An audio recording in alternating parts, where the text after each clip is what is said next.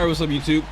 So, I have been messing around with the steering wheel for a little while now, and I think I got it all set. I don't know what I changed in the steering wheel settings, but the steering wheel feels a lot tighter than it did earlier when I was using it, and I was messing around instead of Forza a little bit, and then I came back to playing Forza, and the steering wheel felt tight, like I wanted it to feel, kind of almost like it feels when I'm playing in the Solo Corsa. So before it didn't feel like that. Before it felt very like I don't know, like very loose. Like when I'm not moving, it's loose, but when I'm moving, it feels good. What happened with the steering wheel and the force feedback in Forza 5 is anytime you tab out, now this is a Windows problem, anytime you tab out of the game, you lose force feedback. So the whole time that I was like doing stuff with the game and trying to get things to work and all that kind of stuff, I was always tabbing out of the game.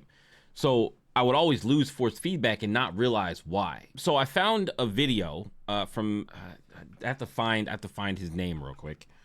Okay, his name is TrainBoy2005. This is he made a short. It was a short that I found that said that basically there's this service on Windows called Game Input Service. This is what it is, this Game Input Service, right? And you have to disable this. He said if you disable it and it's not running, then anytime you tab out of the game, you will not lose force feedback. So I would be in the game. There was when I felt that, I was like, oh, the game feels really good now that the force, like the steering wheel feels tighter. And the reason why it felt tighter was because I had force feedback. The times that I did not have force feedback, it was like, it felt like it was doing something, but it wasn't quite doing everything that it was supposed to. Like it would center, like it's like if I turn the wheel, it will center, right? But that's not the force feedback, right? Of like all the stuff happening in the game. So like it would pull back, and I would be able to steer and turn and stuff like that. But and the wheel would center again, but that's not how I thought it should be, and it wasn't how it should be. So if you go in here and you make sure that when you go in here, you right click, you go to search, type services, and then click on services. It'll bring this window up. You scroll down to game input service and you hit stop. Make sure you stop it, because if it's running and when you disable it, it will still be running. This is the startup type. So it will not start up when your computer starts up again. So you go to properties and you go to startup type disabled, right? And you hit apply, right? And now anytime you start your computer, this won't enable itself. So when you stop that, and then when you go back into the game, like you're gonna probably have to shut the game down and go back into the game, you'll have force feedback. And anytime that you tab out of the game and go back into the game, so like if you tab out of the game, like change your music or whatever, do whatever you're doing, watch a video, whatever you're doing, right? And then you go back into the game, you'll retain the force feedback, and you won't have to like start the game over, because that's what happened to me, is where I had force feedback and I was like, oh, this is great. And then I would tab out to go do something on YouTube and then go back into the game and it would be loose again. And I'm like, why did that happen? And I thought it was because the settings in the game were looser than the settings that the G-Hub would allow you to get if you use the checkbox that said add force feedback to games that don't have it, right? So I thought that's what was happening, but it just turns out that game input service is the thing that was screwing everything. So make sure you turn that off, disable that. I'm not sure what else it does, but if you need it for something, it's not like you're deleting it. And if you find that something else is the problem, or something else in another game is having an issue because that's not on, you can always just turn it back on and run it, right? So yeah, if you're losing force feedback, or in fact, you should just disable it, period, if you're getting into it and using this wheel or any other wheels, so you don't lose force feedback out of your games. But anyway, back to the video. All right, I'm gonna start this race, but I don't know. I'm just gonna don't know what it was, but when I'm driving now, it feels tight. It feels good. Like it's actually you know, pushing back on me when I'm turning and stuff. Before, it wasn't really pushing back that hard on when I was turning. Like I didn't have to actually force the wheel to turn. Now you might not like that, and you can turn it down. You can turn down the force feedback, but I like it super tight. It just makes the car feel good. Like, now I'm not gonna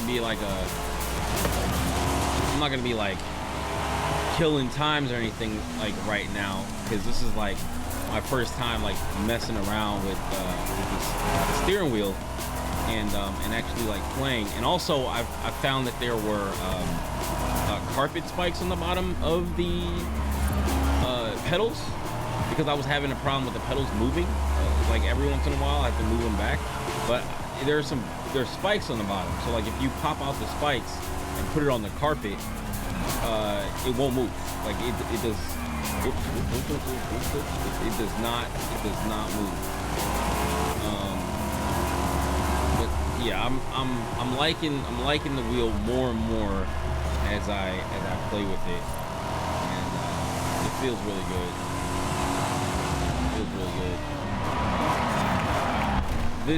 The people that say this wheel is not that good are more hardcore players, probably people that are way more into the sim racing world than, you know, somebody like a casual person like me. Who knows? Maybe, you know, I start taking it a little more seriously. Who knows, right? Like, but in terms of just wanting a steering wheel to play some racing games with, this steering wheel is solid. The steering wheel is definitely solid. And I have to believe that the other ones are solid too. When I say other ones, I mean the other Logitech wheels. There's another Logitech wheel that is cheaper than this one. It's I think it's $169, or it was $169 on sale for Black Friday at Best Buy. It might be like $200 normally. I think this one is like $350 normally, and I got it for like almost $100 off. It was like $269.99 or something like that on sale, and I was like, all right, I'll pick this up and see. But the thing is, this game does not work with True Force. I'm pretty sure. I'm pretty sure it does not work with True Force. There's only a select games that work with True Force. If I may be tripping, I may be tripping. It may actually be working, but I haven't really messed with any other games besides Assetto Corsa and this game. And Assetto Corsa feels much different when I'm playing it than this game does. And it also it uses like a little LED strip on the steering wheel to show your not your miles per hour, but your RPM, right? So dude, this wheel feels good. Now, ignore me finishing 12th. I'm not godlike at this game. At least not on a steering wheel. Like, I could probably do a lot better on a controller, but it's more fun playing on the steering wheel. That's the whole point of getting the steering wheel and like learning the steering wheel rather than, you know, just playing on a controller like a normal human being, right? But if you were looking to get this Logitech wheel or any of the other ones, the what is it, the 920 or the what is it, the 29, those both have force feedback. They just don't have true force or whatever it's called, right? So I think they're pretty think they're pretty solid. I don't know. I think the 920, I heard that the brake pedal was a little more difficult to press down. And if it's a little more difficult to press down than this brake pedal, then that I can see why people would complain about that. Because this one is not like easy to press down. It's stiff, which is why I needed the carpet spikes to be out, so that when I put it down on my carpet, this thing does not go anywhere, so that I can press on the brake pedal without the whole thing sliding a little bit every time I go to press the brake. Like, because sometimes you'll be pressing on the gas, and then you'll press brake, and you'll press the gas, press brake. You know what I'm saying? So, and it moves a little bit, but with the carpet spikes out, it does not move at all.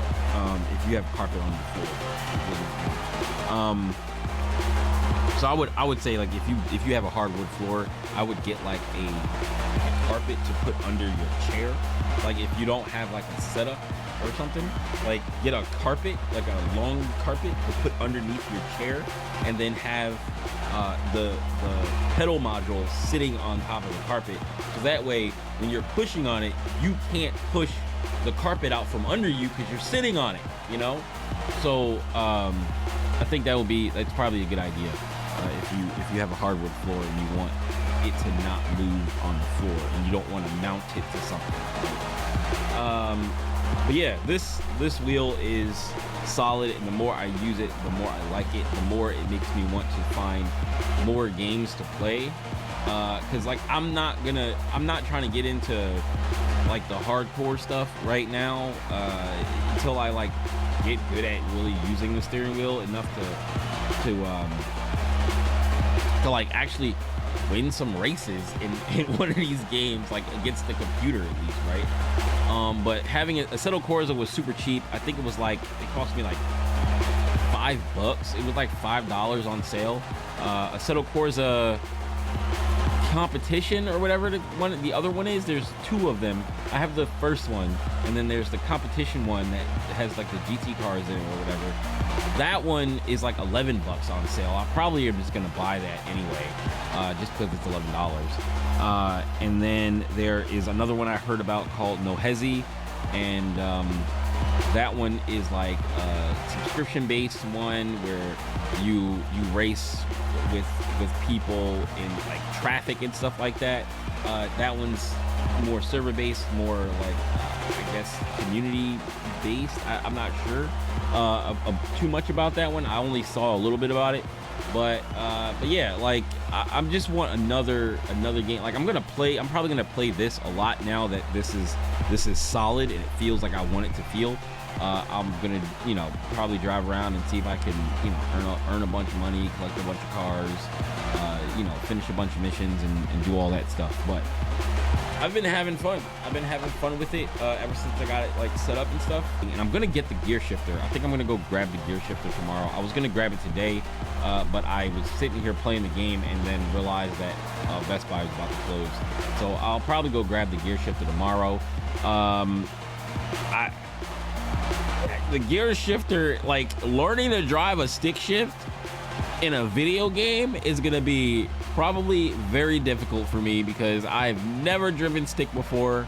So, and I was trying it out with the gear shift paddles on the side here, and weird. Do I need the shifter? Probably not.